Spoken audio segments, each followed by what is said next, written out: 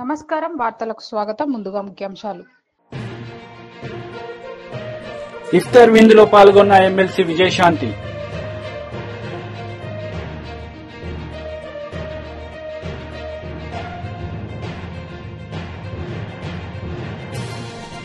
మాజీ మంత్రి కాకాని గోవర్ధన్ మీడియా సమావేశం, పలు అంశాలపై వివరణ. బీఆర్ఎస్ పార్టీ ఆధ్వర్యంలో ఏర్పాటు చేసిన ఇఫ్తార్ విందు కార్యక్రమంలో ముఖ్య నేతలు పాల్గొన్నారు. ఈ సందర్భంగా వారు మాట్లాడారు. मुसलमानों को तालीम देने वाले सारे हिंदुस्तान में कोई अगर पार्टी है मुसलमानों को तालीम देके आगे बढ़ाने वाली वो बीआरएस पार्टी है। यहाँ पर 65 साल दूसरों ने हुकूमत की, 10 रेजिडेंशियल स्कूल थे। केसीआर साहब ने 2 साल के अंदर 204 रेजिडेंशियल स्कूल कायम किए, जिसमें 1,40,000 लड़के और लड़कियां पढ़ते थे। ये उनका बहुत बड़ा कारनामा है। उसी तरह हमारी बहनों की शादी के लिए 1 लाख रुपए देने वाले जो लीडर है वो केसीआर साहब है। आज दुनिया सब लोग सोच रहे हैं, देख रहे हैं क्या होगा कि बीआरएस पार्टी जाने के बाद, केसीआर साहब जाने के बाद हर तरीके से मैं नहीं कह रहा हूँ, सारे लोग कह रहे हैं कि जो फैसिलिटीज केसीआर साहब देते थे, जो मुसलमानों को इज्जत देते थे, उनके तकारीब में बढ़ चढ़ के हिस्सा लेते थे और रमजान में जो एहतमाम करते थे, कई मस्जिदों में इफ्तार का एहतमाम करवाते थे और उन लोगों को डिनर का भी एहतमाम करवाते थे। इसलिए हम लोग आज सब लोग बीआरएस पार्टी को याद करें और आज दुआ भी करें अल्लाह ताला पर से बीआरएस पार्टी को इफ्तार में लाए और हमारे महान और महात्मा लीडर के साथ साथ हमारे जो वर्किंग प्रेसिडेंट है के.टी. रामाराव साहब भी बहुत डायनामिक तरीके से आवाम की खिदमत कर रहे हैं। रमजान का एहतमाम किस तरह आप देखते हैं तेलंगाना भवन में और सबसे पहले तेलंगाना स्टेट में के.टी. रामाराव के जमाने में केसीआर साहब ने इफ्तार पार्टी शुरू की थी। इफ्तार का एक तरीका होता है, करना तहसीब का होता है। हिंदू मुस्लिम भाई मिलकर इफ्तार पार्टी का एहतमाम करते हैं और सब मिलकर रोजा खोलते हैं और एक दूसरे को मुबारकबाद भी देते हैं। और ये रमजान की करीब आ रही है, उसकी मैं दिल की गरज से मुबारकबाद देता हूँ और मैं खासतौर से 2 मिनट हमारे अब्दुल अजीज वर्किंग प्रेसिडेंट के.टी. रामाराव साहब से गुजारिश करता हूँ, 2 मिनट आपको बता दूँ।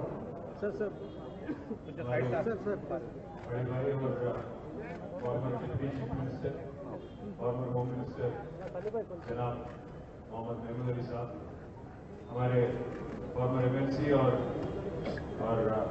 चेयरमैन साहब ऑफ बोर्ड के सलीम भाई, हमारे बीआरएस पार्टी के माइनॉरिटी सेल के सदर मुजीबुद्दीन साहब, आज यहाँ पे इस प्रोग्राम को इतनी शानदार तरीके से इंतजाम पूरा देखने वाले हमारे भाई नसीरुल्लाह खान, साथ ही साथ हमारे लीडर हमारे बदर साहब, हमारे चंदा जी, मुकीद चंदा साहब, हमारे शरीफ भाई और साथ ही साथ मुनीरुद्दीन साहब और खान साहब, हमारे शेख अब्दुल्ला सोहेल साहब, अकबर साहब और इब्राहिम साहब, बासित भाई, आमिर भाई और जिनका भी मैं नाम नहीं लिया माफी चाहता हूँ एडवांस में, क्योंकि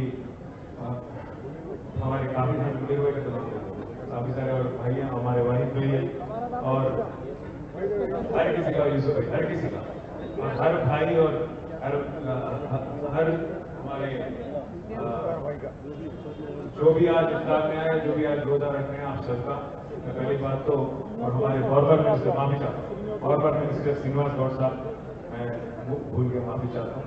आप सभी को मैं पहली बात रमजान मुबारकबाद देना चाहता हूँ और दूसरी बात, जैसा हमारे बड़े भाई महमूद भाई ने कहा, आज तेलंगाना रियासत में चाहे आप कोई भी तबके के हो, कोई भी जमात के हो, कोई भी हो, आज हर कोई 15-16 महीने कांग्रेस की हुकूमत देखने के बाद उनके दिल में एक ही तमन्ना है कि कब केसीआर साहब वापस आएंगे और कितना जल्दी वापस आएंगे और फिर एक बार उनको खिदमत देने का मौका कैसे दिया जाए, क्योंकि जो काम केसीआर साहब की हुकूमत ने किया, इंसान को इंसान की तरह देखते हुए, मजहब के नाम पे सियासत नहीं करते हुए, अगर गरीब मुसलमान को शादी दोबारा किया गया तो गरीब हिंदू और क्रिश्चियन बच्ची को कल्याण लक्ष्मी दिया गया, अगर गरीब मुसलमान भाई और बहन को रमजान के वक्त तोहफा दिया गया तो गरीब हिंदू को बदफमा के वक्त तोहफा दिया गया, गरीब क्रिश्चियन को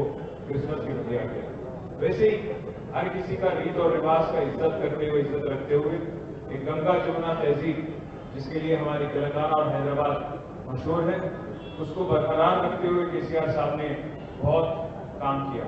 जैसा अभी हमारे अहमद भाई ने कहा, 204 स्कूल जो कायम किए गए हमारे टिप्स के जरिए, आज जिनमें जबरदस्त तालीम दिया जाता है बच्चों को, 1,40,000 बच्चों को, उनमें एक काबिलियत और दुनिया से लड़ने की हिम्मत, दुनिया में एक अमेरिका जाओ या यूके जाओ, कहीं भी जाओ पूरी दुनिया में, जहां भी आप हो, आपको तालीम से जो काबिलियत, तालीम से जो हिम्मत मिलती है, पूरी तरह से जो हिम्मत अफजाई किया जाता है, उसको भी केसीआर साहब ने ध्यान में रखते हुए 1,40,000 से ज्यादा बच्चों को, लड़कियां और लड़के दोनों को भी हुकूमत के जरिए जबरदस्त इंतजाम किए। आज का रमजान तोहफा है, रमजान में गरीब मुसलमान को तोहफा मिलता है, ना एक मुसलमान मिनिस्टर है, एक रिप्रेजेंटेटिव है गवर्नमेंट में। ये पहली बार है हिंदुस्तान में आजादी के बाद, जहां कहीं भी कांग्रेस की हुकूमत थी, इससे पहले हमेशा मिनिस्टर थे, रिप्रेजेंटेटिव थे, और आज पहली बार 75 साल बाद हिंदुस्तान में कांग्रेस गवर्नमेंट ऐसी है जहां पे एक भी मुसलमान आज मिनिस्टर नहीं बन पा रहे। मैं उम्मीद करता हूं कि आज दिल्ली में जो लीडरशिप है कांग्रेस पार्टी की, वो कुछ ना कुछ करेगी। मैं सुन रहा हूं कि 4-5 दिन में फिर एक बार कैबिनेट एक्सपेंशन हो सकता है। अभी आसिफी में भी बात चल रही है, रमजान के बाद शायद ये काम भी करेगी हुकूमत। और मैं उम्मीद करता हूं कि जो वादा किया गया माइनॉरिटी डिक्लेरेशन 4-5 हजार करोड़ की बजट की, और बाकी जितने भी वादे किए गए, 101 तोला सोने देने की, सोना देने की, और बाकी जितने भी वादे किए गए, माइनॉरिटी कॉर्पोरेशन के वास्ते भी काफी सारे वादे किए गए थे, इन सबका पूरी तरह से अमलावरी होगा। और जब तक अमल नहीं करेंगे कांग्रेस की हुकूमत, हम पीछे पड़ेंगे। काउंसिल में, असेंबली में, बाहर भी, आवाम के सामने भी हमारी जिद्दोजहद आपके लिए जारी रहेगी। उम्मीद करता हूं कि माह रमजान महीने के बाद फिर एक बार केसीआर साहब से हम सब लोग कंसल्ट करके एक जबरदस्त प्रोटेस्ट भी प्लान करेंगे आपके लिए। और उम्मीद है कि कांग्रेस की हुकूमत जो वादा करी निभाने की कोशिश करेगी। अगर नहीं करेगी तो हम पूरी तरह से आपके साथ देके जिद्दोजहद करेंगे। आप सबका शुक्रिया। बोले आप सबका थैंक यू।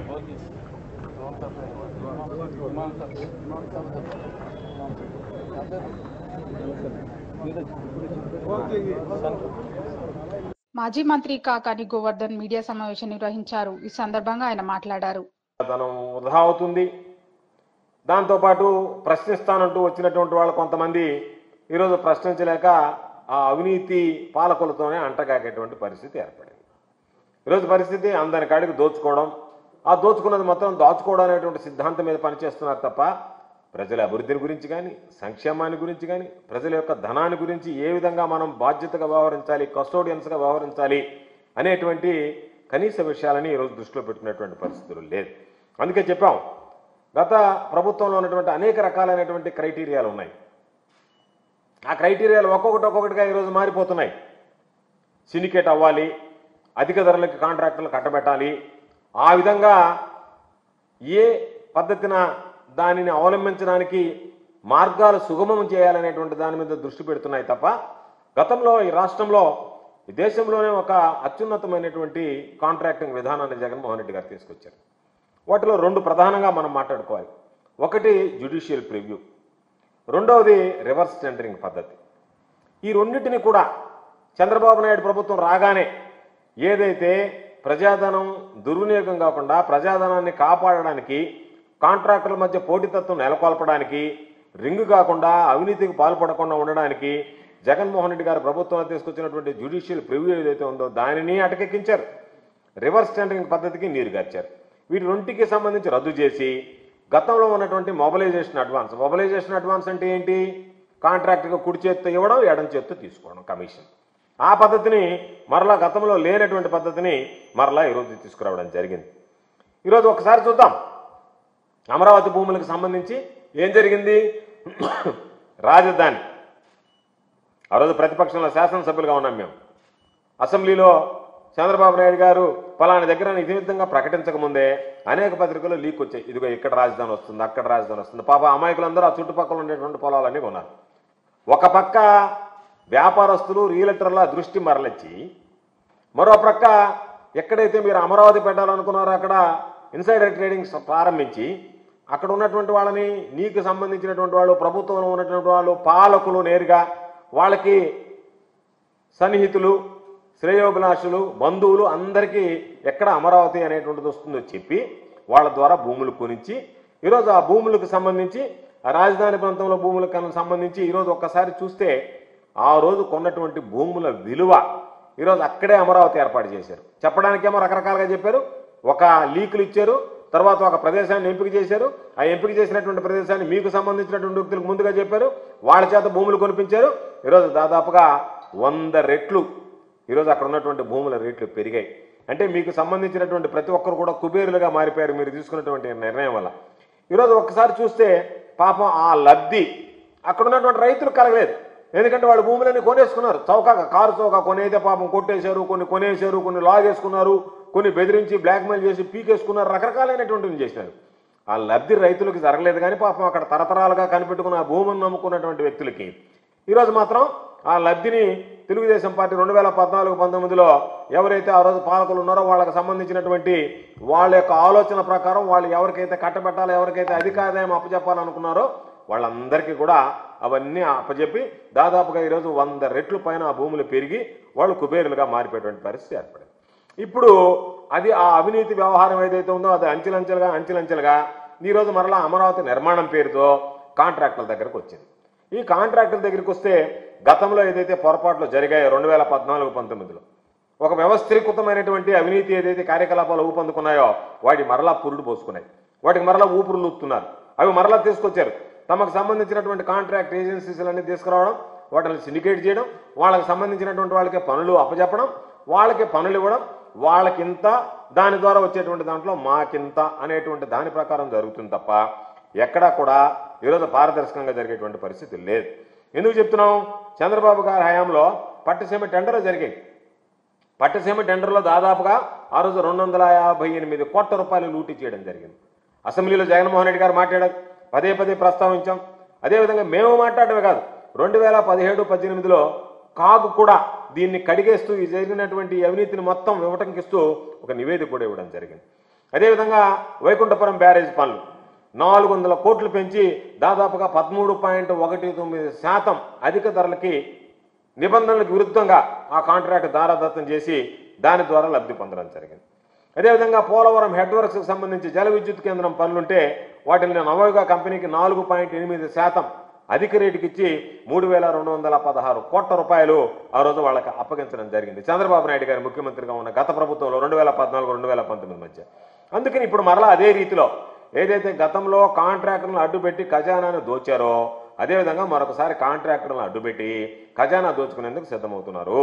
దానివల్లనే ఈ రివర్స్ టెండరింగ్ అని జ్యుడిషియల్ ప్రివ్యూ పద్ధతులన్నిటికీ మంగళం పాడారు. ఈరోజు వైఎస్ఆర్ కాంగ్రెస్ పార్టీ ప్రభుత్వంలో సిస్టమ్ ఉన్నది, జ్యుడిషియల్ సిస్టమ్ ఉంది. జ్యుడిషియల్ సిస్టమ్ ఏంటి? ఒక హైకోర్టు న్యాయమూర్తిగా పనిచేసినటువంటి వ్యక్తి ఈ కాంట్రాక్టులన్నింటినీ పరిశీలించేవాడు. ఏదైనా తప్పులుంటే ఆ కాంట్రాక్ట్ వెనక్కి పంపించేవాడు. ఆ కాంట్రాక్ట్ అప్లోడ్ అయ్యేది కాదు. అది ఎవరు కాంట్రాక్ట్ అసలు అప్లోడ్ కూడా అయ్యేది కదా. కాంట్రాక్ట్లో ఏదైనా తప్పులుంటే ఆ తప్పులో వెనక్కి పంపిస్తే అంటే ఏదైనా న్యాయపరమైనటువంటి అంశాలు కానీ భవిష్యత్తులో ఏదన్నా ఇబ్బందులు కానీ లేదా వాటికి సంబంధించి ఎవరికన్నా ఆయోచితమైనటువంటి లబ్ధి చేకూర్చేటువంటి విషయాలు ఉంటే వాటిని అన్నింటిని కూడా పరిగణలోకి తీసుకుని దీనివల్ల ఇది నష్టం జరుగుతుంది, దీనివల్ల ఎదుగో ప్రజాధనం వృధా అవుతుంది అని చెప్పి వాటిని వెనక్కి పంపించేటువంటి పద్ధతి ఉండేది. వాటన్నిటిని క్షుణ్ణంగా పరిశీలించి మరలా పంపిస్తే ఆ తప్పులన్నీ సరిదిద్దుకున్న తర్వాత ఈ కాంట్రాక్ట్ ఇచ్చేటువంటి పద్ధతిలో ఎవరికీ నష్టం జరగటం లేదు, ప్రజాధునియం దుర్వినియోగం కాదని ధృవీకరించుకున్న తర్వాతనే ఆ న్యాయమూర్తిగా వ్యవహరించినటువంటి వ్యక్తి ఆ ప్రివిషియల్ సిస్టమ్ జ్యుడిషియరీ సిస్టమ్ ప్రివ్యూకి ఉన్నటువంటి వ్యక్తి దానికి ఇస్తేనే అప్పుడే దానిని కాంట్రాక్ట్లో అప్లోడ్ చేసేటువంటి. సంగారెడ్డి జిల్లా రామచంద్రపురం పట్టణంలో కాంగ్రెస్ నాయకుడు షేక్ అబ్దుల్ ఖదీర్ ఆధ్వర్యంలో ఏర్పాటు చేసిన ఇఫ్తార్ విందులో పాల్గొన్న ఎమ్మెల్సీ విజయశాంతి నమాజ్ అనంతరం ఉపవాస దీక్ష చేపట్టిన ముస్లింలకు పలహారాలు తినిపించి ఉపవాస దీక్ష విడిపించారు.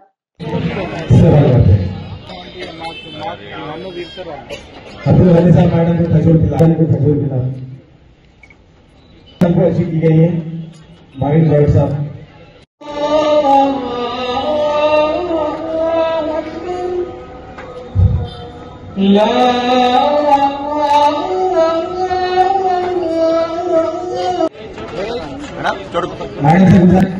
तेलंगाना हमारे बीच हमारे साथ इफ्तार के लिए आए हैं।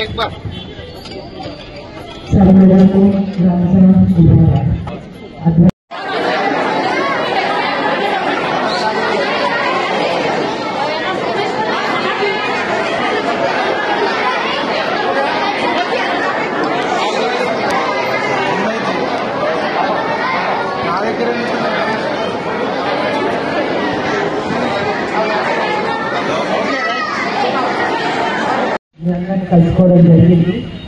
సో చాలా సంవత్సరాల తర్వాత మళ్ళీ ఇక్కడికి అడుగు పెట్టాను. ఈ రంజాన్ రోజు, పవిత్రమైన రోజు, ఇలా కలుసుకోవడం నాకు చాలా ఆనందంగా ఉంది. తెలంగాణ ఇచ్చిన మా సోనియా గాంధీ గారు, ఆ కాంగ్రెస్ 10 సంవత్సరాల తర్వాత వాళ్ళ తెలంగాణ అధికారంలోకి వచ్చింది. నిజంగా చాలా ఆనందంగా ఉంది. ఈ యొక్క మన కాంగ్రెస్ పార్టీ ఎమ్మెల్సీగా స్వీకరించడం జరిగింది, రావడం జరిగింది. సో ఫస్ట్ నేను ఈ రంజాన్ పండుగకి బయటికి రావడం జరిగింది. ఒక పవిత్రమైన ధర్మశ్రీ వచ్చిన తర్వాత ఇది ఫస్ట్ టైం. సో ఆ దేవుడు ఒక దీవెన ఉంది, అల్లా దీవెన ఉంది. అందరికీ రంజాన్ శుభాకాంక్షలు తెలియజేసుకుంటున్నాను. అందరూ సంతోషంగా ఉండాలి. ఆ సభలో ఖుషిగా భగవాన్ thank you so much. Thank you. YCP leader సమావేశం నిర్వహించారు. ఈ సందర్భంగా ఆయన మాట్లాడారు. వారు ఎటువంటి మాటలు మాట్లాడలేకపోయినారు. ఇకపోతే మూడో విషయం, లోకేష్ గారు ప్రధానంగా చెప్పినటువంటి అంశం ఏంటంటే 13 లక్షల మంది, చాలా ఇంపార్టెంట్ పాయింట్, 13 లక్షల మంది గవర్నమెంట్ ఎడ్యుకేషన్ స్కూల్స్ లో నుంచి పిల్లలందరూ కూడా డ్రాప్ అయినారు. దీనికి వైఎస్ఆర్సీపీ ప్రభుత్వమే కారణం అంటే రాష్ట్రంలో 13 లక్షల మంది విద్యార్థులు ప్రభుత్వ స్కూల్స్ లో నుంచి డ్రాప్ కావడానికి వైఎస్ఆర్సీపీ కారణమని ఒక పెద్ద ఆరోపణ చేస్తున్నారు. మీరు ఒక్కసారి ఆలోచించండి, జగన్మోహన్ రెడ్డి గారు ఏం పాపం చేస్తున్నారు? మీకు తెలుసు కదా, గవర్నమెంట్ స్కూల్స్ మనం చదువుకునేటప్పుడు ఎట్టున్నాయి, ఈ రోజు గవర్నమెంట్ స్కూల్స్ ఎట్టున్నాయి. నాడు నేడు ద్వారా సుమారుగా 45,000 స్కూల్స్ ని ఒక అద్భుతంగా తీర్చిదిద్దినారే. అందుకు డ్రాప్ అవుతారా 13 లక్షల మంది? వారందరికీ కూడా చక్కగా అంతకుముందు లేవు ఫ్యాన్స్ కానీ, లైట్స్ కానీ, ఫర్నిచర్, డ్యూయల్ డెస్క్లు, పిల్లలందరూ కూడా చక్కగా మంచినీళ్ళు తాగాలి. అంతకుముందు ట్యాప్ వాటర్ కూడా దొరికేటివి కాదు. ఈరోజు ప్రతి స్కూల్లో కూడా ఆర్ఓ సిస్టమ్స్ పెట్టాం, యూవీ సిస్టమ్స్ కూడా కాదు. ఈ ఆర్ఓ సిస్టమ్స్ పెట్టి వారందరికీ కూడా టీచర్స్కి అందరికీ మంచినీటి సదుపాయం ఏర్పాటు చేసినాం. అందుకు పిల్లలు డ్రాప్ అవుతారా? అలానే టాయిలెట్స్ మీరు చూడండి, మన ఇళ్లలో కంటే కూడా అద్భుతంగా ఈరోజు ప్రతి గవర్నమెంట్ స్కూల్స్లో కూడా అద్భుతంగా మార్బుల్స్ వేసి, గ్రానైట్స్ వేసి, టైల్స్తో వాటన్నిటిని కూడా టాయిలెట్స్ని అద్భుతంగా వాటన్నిటిని కూడా ఏర్పాటు చేస్తున్నారు. అదేవిధంగా పిల్లలందరికీ కూడా అంతకుముందు ఎలా ఉన్నాయి, గోడ మీద నల్ల పెయింట్ వేస్తే దాని మీద ఐవార్లందరూ కూడా టీచ్ చేసేవాళ్ళు. ఈరోజు అంతా కూడా గ్రీన్ బోర్డ్స్ ఉన్నాయి. అలానే ఐఎఫ్పి ప్యానల్ బోర్డ్స్, ఒక్కొక్క బోర్డు 2,70,000. లోయర్ క్లాసెస్కి అయితే స్మార్ట్ టీవీలు, ప్రతి క్లాస్లో కూడా స్మార్ట్ టీవీలు పెట్టారు. ప్రతి పిల్లోడికి కూడా బైజూస్ ట్యాబ్ ఇచ్చారు. సో ఇంత కాంపౌండ్ వాల్స్ పెట్టారు.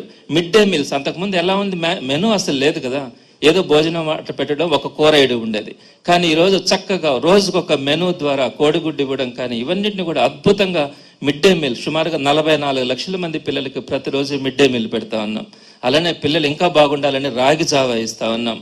ఇలా ఫుల్ ఫీజు రియంబర్స్మెంట్ కానీ, ఇన్ని గవర్నమెంట్ స్కూల్స్లో చదువుతున్నటువంటి పిల్లలకి వీటన్నింటినీ కూడా ఏర్పాటు చేసి ఈరోజు గవర్నమెంట్ విద్యా వ్యవస్థని భారతదేశంలోనే ఒక అత్యున్నతమైన వ్యవస్థగా మన ఆంధ్ర రాష్ట్రంలో తీర్చిదిద్దినటువంటి ఘనత జగన్మోహన్ రెడ్డి గారిది. అయితే అంతకుముందు గవర్నమెంట్ స్కూల్స్ ఎలా ఉన్నాయి, ఎంత నాసిరకంగా ఉన్నాయి. కింద కూర్చుంటే కింద పెచ్చులు ఊడిపోయి, పైన ఎప్పుడు పైనుంచి స్లాబ్ పడిపోద్దో తెలియనటువంటి పరిస్థితిలో ఉన్నప్పుడు ఇంత అద్భుతంగా తీర్చిదిద్దితే జగన్మోహన్ రెడ్డి గారు విద్యా వ్యవస్థను నాశనం చేసి 13 లక్షల మంది పిల్లలు డ్రాప్ అవుట్ కావడానికి కారణం అని చెప్తే అంతకంటే దారుణమైనటువంటి విషయం ఇంకోటి ఉండదు.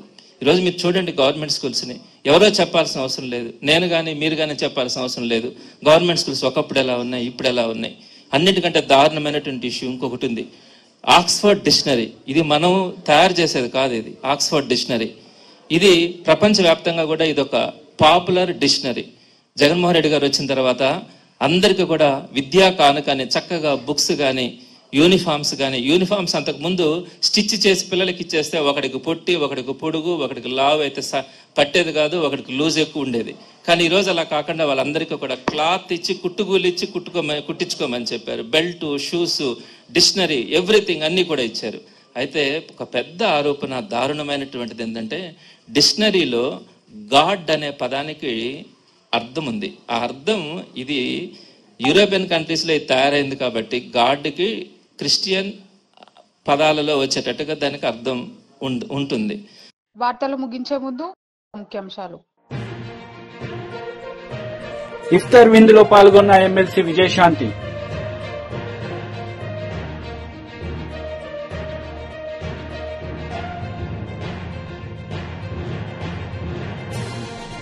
మాజీ మంత్రి కాకాని గోవర్ధన్ మీడియా సమావేశం, పలు అంశాలపై వివరణ. ఈ వార్తలు ఇంతటితో సమాప్తం. తిరిగి ప్రసారమయ్యే వార్తల్లో మళ్ళీ కలుద్దాం. అంతవరకు సెలవు. నమస్తే.